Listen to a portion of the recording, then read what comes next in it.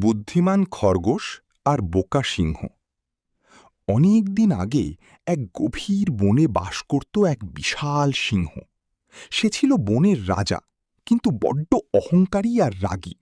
সে প্রতিদিন বনের প্রাণীদের ধরে ধরে খেত। বনের পশু পাখিরা ভয়ে অস্থির হয়ে একদিন সিংহের কাছে গিয়ে এক প্রস্তাব দিল। তারা বলল, মহারাজ, আপনি প্রতিদিন এভাবে শিকার করলে বনের সব প্রাণী শেষ হয়ে যাবে। তার চেয়ে বরং আমরাই প্রতিদিন লটারি করে আপনার গুহায় একজন করে খাবার পাঠিয়ে দেব। সিংহ রাজি হল। খরগোশের পাল্লা।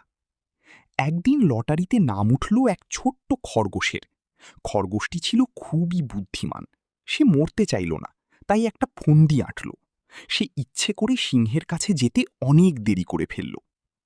ক্ষুধার্ত সিংহ তখন রাগে গড়গড় করছিল। খরগোশকে দেখেই সে গর্জন করে উঠল, এত দেরি করিলি কেন? আর তুই এতটুকু, তোকে খেলে কি আমার পেট ভরবে? খরগোশ কাঁচুমাচু হয়ে বলল, মহারাজ, আমার কোনো দোষ নেই। আমি আসছিলাম আরও 5টা খরগোশ নিয়ে, কিন্তু পথে আর এক সিংহ আমাদের পথ আটকে দিল। সে বলল যে সেই নাকি এই বনের আসল রাজা। সে বাকি সব খরগোশকে খেয়ে ফেলেছে। আমি কোনো মতে পালিয়ে আপনার কাছে এসেছি। সিংহের দর্পচূর্ণ।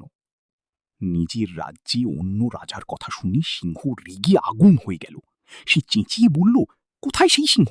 আমাকে এখনই তার কাছে নিয়ে চল। খরগোশ সিংহকে নিয়ে গেল এক গভীর কুয়োর পাড়ে। কুয়োর ভেতরে তাকিয়ে খরগোশ বলল, মহারাজ, ওই দেখুন, ওই বজ্জাত সিংহটা কুয়োর ভেতর লুকিয়ে আছে। সিংহ কুয়োর পাড়ে দাঁড়িয়ে উঁকি দিল। কুয়োর পরিষ্কার জলে সে নিজেরই প্রতিফলন দেখতে পেল। সে ভাবল, এটাই বুঝি অন্য সেই সিংহ। সে রাগে ভয়ঙ্কর এক গর্জন দিল। কুয়োর ভেতর থেকেও সেই গর্জনের প্রতিধ্বনি ফিরে এলো। সিংহ ভাবল তাকে ওই সিংহটা ভেঙাচ্ছে। আর সহ্য করতে না পেরে সে কুয়োর ভেতরে সিংহকে মারার জন্য সজোরে কুয়োর ভেতর ঝাঁপ দিল। অমনি ঝপাং! ব্যাস, বোকা সিংহ কুয়োর পানিতে ডুবে মারা গেল। বুদ্ধিমান খরগোশ হাসতে হাসতে বনে ফিরে গিয়ে সবাইকে খবরটা দিল। বনের সব পশু নির্ভয়ে সুখে শান্তিতে থাকতে শুরু করল। গল্পের শিক্ষা: গায়ের জোরের চেয়ে বুদ্ধির জোর অনেক বেশি।